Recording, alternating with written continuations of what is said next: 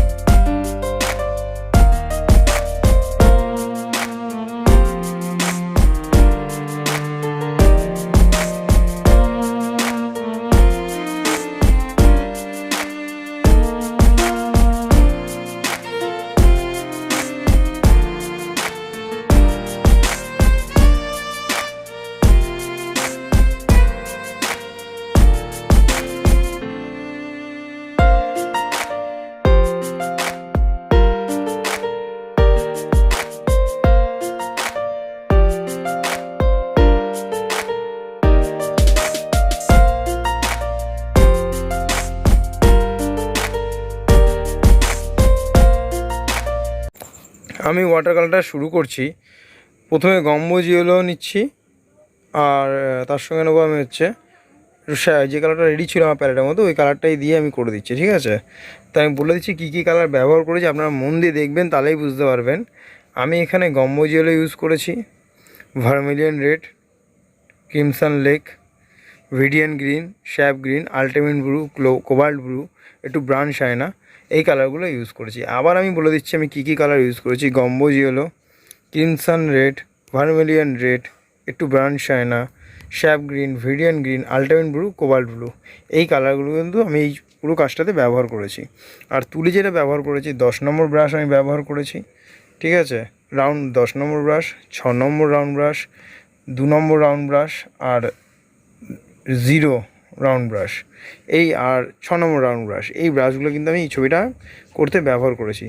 এই জন্য মন দিয়ে ওয়াটার কালারটা দেখুন, স্কিপ না করে। স্কিপ করলে কিন্তু কিচ্ছু বুঝবেন না, অনেক কিছু মিস করে যাবেন। এর জন্য ভিডিওটা মন দিয়ে দেখুন, স্কিপ না করে। আর আমার ভিডিওটি যদি আপনাদের ভালো লেগে থাকে তাহলে অবশ্যই কমেন্ট করে জানাবেন, আর চ্যানেলটা অবশ্যই সাবস্ক্রাইব করবেন, আর একটা অবশ্যই লাইক করবেন। তাহলে ভিডিওটা দেখতে থাকুন। আর একটা বিষয়, এখানে একটা টেকনিক যেই টেকনিকটা আমি এখানে একটা ইউজ করেছি, এই টেকনিকটা অনেকে ইউজ করে কিন্তু কেউ বলে না যে এটা কী করে হয় বা কী দিলে জিনিসটা হবে, সেটা আমি আজকে বলবো। এই জন্য ভিডিওটা দেখতে থাকুন, ঠিক আছে?